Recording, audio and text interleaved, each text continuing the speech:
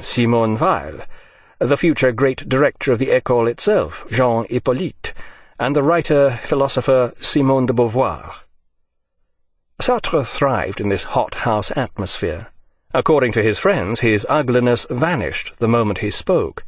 The spotty little student in glasses shone at the café tables of the left bank. Except when he's asleep, he thinks all the time. He was the best and most generous companion imaginable. Underneath the cynicism and self-disgust which he willingly displayed, his secret was indubitably a great softness which he managed neither to acknowledge nor to disclaim. According to Sartre himself, I was 1,000 Socrates. Emerging from his shell, he developed a prodigious thirst for beer and discovered to his delight that young women bamboozled by his intellect were capable of finding his ugliness attractive. His thirst for sexual conquests was soon second only to his thirst for beer. But neither of these could match his appetite for books, ideas, knowledge. He read everything. Everything, it appears, except what he was required to read for his courses. To the astonishment of everyone, especially himself, Sartre failed his first attempt at the agrégation, graduation exam. As a result, during the following year, his brilliance became a little more directional. Despite his failure, Sartre remained the star pupil. By now he had acquired the scruffiness encouraged by student life in Paris, where running water was a rarity. Sartre soon dispensed with such bourgeois customs as bathing, and took up smoking a pipe, whose aroma was presumably strong enough to disguise any other emanating from a nearby source. He would be seen at cafes in the Latin Quarter engaged in intense intellectual discussion with his circle of cronies, which included Aron and, briefly, Merleau-Ponty. Philosophy was the usual topic of conversation. There was no point in joining this table unless you had something particularly intelligent to say, and could say it with intellectual verve. One day the group was joined by a tall, serious-minded 21-year-old girl who was interested in philosophy. Her name was Simone de Beauvoir, and she quickly demonstrated that she could hold her own in their philosophical discussions. Simone de Beauvoir was of impeccable bourgeois background, much like Sartre. She had received an upper-class convent education, which she was now earnestly rebelling against. She quickly acquired the nickname the Beaver, a symbol of hard work and energy, according to the member of the group who christened her. Any salacious American associations with this name would have been viewed dimly, even by Sartre's determinedly unbourgeois group, though the men were not above similar Rabelaisian witticisms when they were having a few beers on their own. Charming, pretty, dresses horribly, she was wearing a hideous little hat, was how the debonair 24-year-old Sartre assessed de Beauvoir. It was love at first sight, according to de Beauvoir. Either way, Sartre and de Beauvoir became lovers. Sartre soon assumed the additional roles of mentor, exposer of bourgeois behavior, and clothes adviser.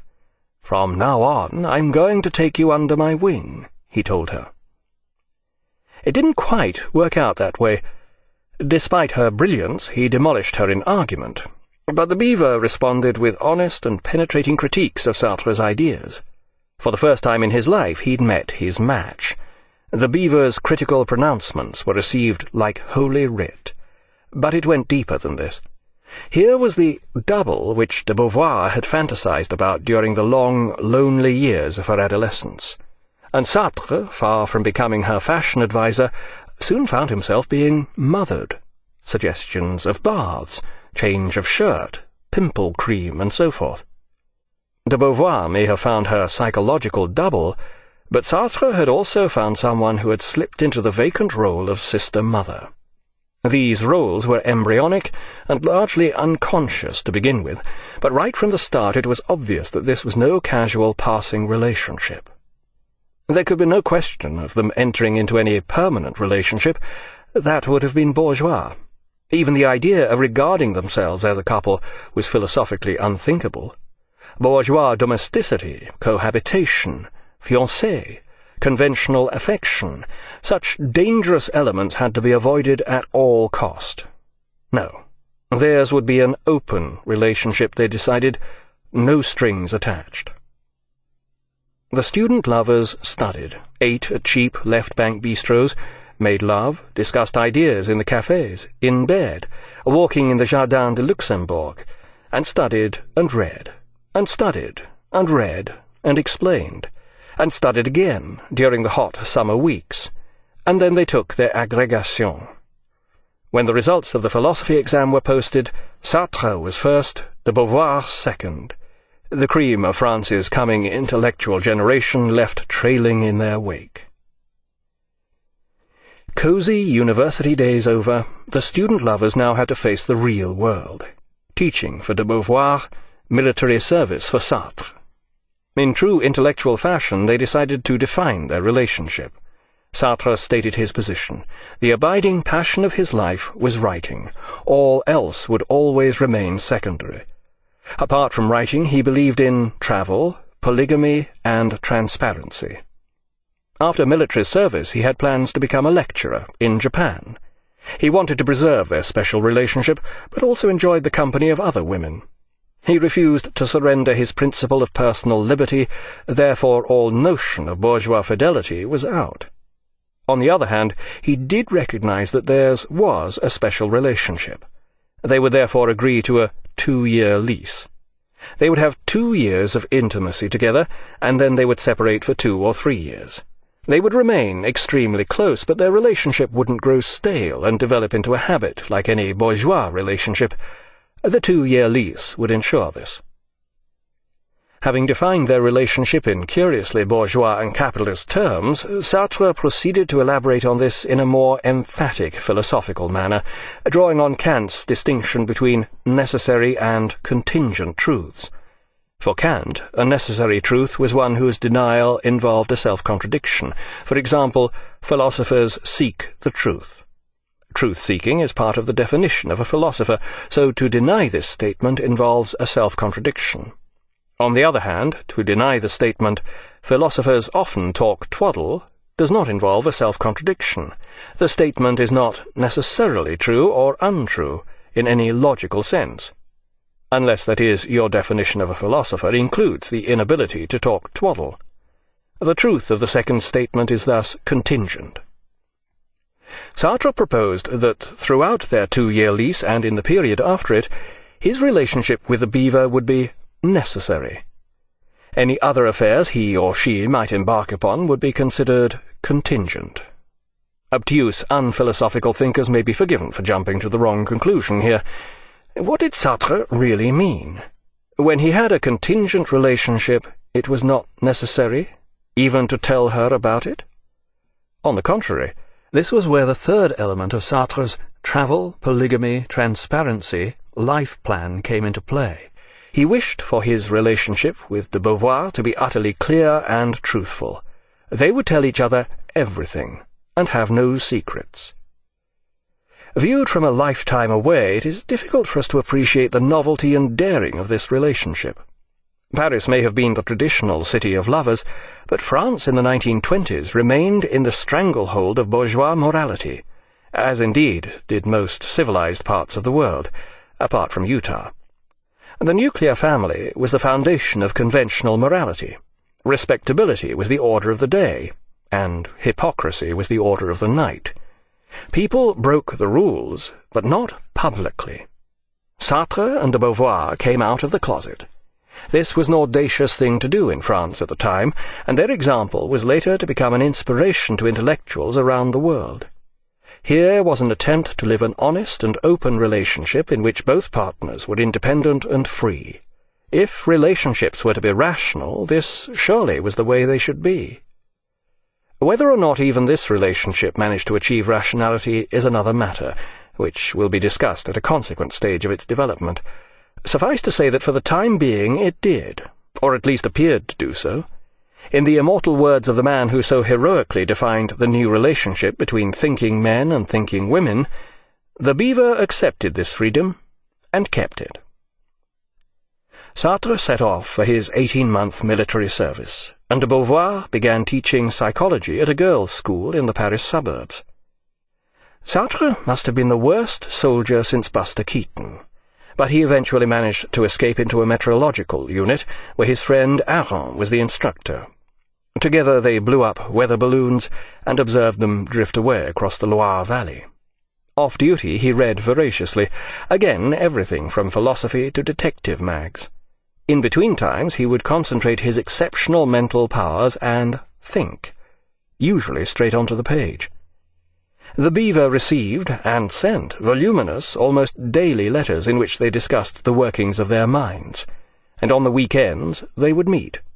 Sartre's invariable greeting, "I've thought up a new theory."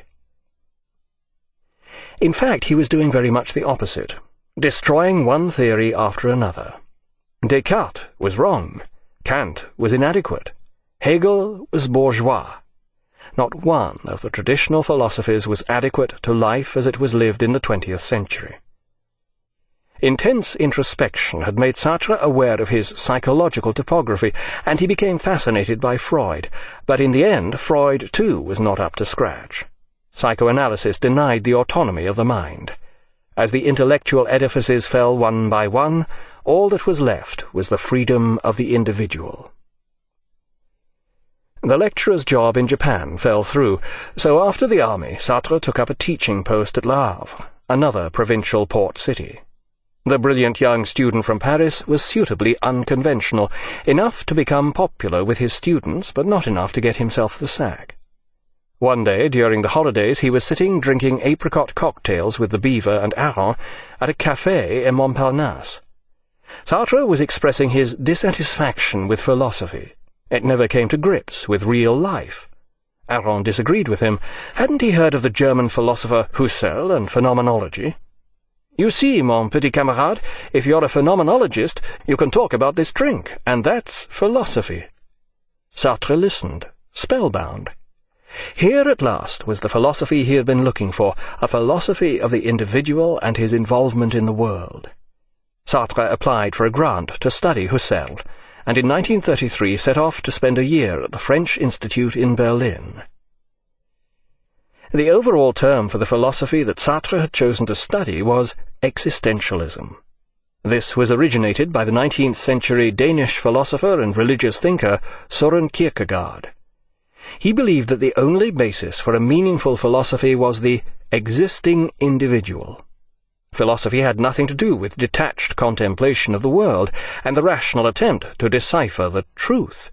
For Kierkegaard, truth and experience were inextricably intertwined. We had to abandon the idea that philosophy was some kind of exact science. Previously, philosophic certainty had been based upon epistemology, which studies the grounds upon which we base our knowledge. But Kierkegaard insisted that being human meant more than thinking. We are not just reasoning minds with a body attached. Human beings are not simply or even primarily knowers. They also desire, choose, act, suffer, and experience a wide range of emotions which color their experience. These, too, are all an integral part of experience. They are all involved in what it means to be human. This was what real philosophy should be about, according to Kierkegaard. It should be existence philosophy, i.e. existentialism, a word he coined. Kierkegaard's philosophy stressed the irrational element in human existence, thus turning all previous philosophy on its head. Typically, he said, "The first thing to understand is that we do not understand." For him, subjectivity was truth, and truth thus became subjective. Philosophy should not aim to explain or illuminate the darkness of the world. It should aim to illuminate existence itself. We should aspire to become this life in its complete consciousness of itself. Here the first real difficulties of existentialism began to appear. In trying to explain itself, it became like a snake swallowing its tail. Having disavowed the rigidities of conceptual thought and argument, this left its own concepts and arguments blurred and muddied. To the rationalists, this rendered such arguments ultimately meaningless. But Kierkegaard remained undaunted by such attacks. He continued to maintain that instead of dealing in abstract principles, we should concentrate upon the particularity of experience and its essentially individual nature. Only in this way do we come to realize our utter freedom. True, when we experience this sentiment of the possible, it may overwhelm us with a sense of dread or angst. Yet this very angst is identical with the realization of our ultimate freedom to choose our life. The German philosopher Edmund Husserl was born in 1859, 4 years after the death of Kierkegaard. His work is now regarded as a development of the existentialist tradition, though he was far from being a direct follower of Kierkegaard. His thirst for sexual conquests was soon second only to his thirst for beer. But neither of these could match his appetite for books, ideas, knowledge. He read everything. Everything, it appears, except what he was required to read for his courses. To the astonishment of everyone, neither to acknowledge nor to disclaim. According to Sartre himself, I was 1,000 Socrates. Emerging from his shell, he developed a prodigious thirst for beer and discovered to his delight that young women bamboozled by his intellect were capable of finding his ugliness attractive. Especially himself, Sartre failed his first attempt at the agrégation, graduation exam. As a result, during the following year, his brilliance became a little more directional. Despite his failure, Sartre remained the star pupil. By now he had acquired the scruffiness encouraged by student life in Paris. Simone Weil, the future great director of the école itself, Jean Hippolyte, and the writer-philosopher Simone de Beauvoir. Sartre thrived in this hothouse atmosphere. According to his friends, his ugliness vanished the moment he spoke. The spotty little student in glasses shone at the café tables of the left bank. Except when he's asleep, he thinks all the time. He was the best and most generous companion imaginable. Underneath the cynicism and self-disgust which he willingly displayed, his secret was indubitably a great softness which he managed neither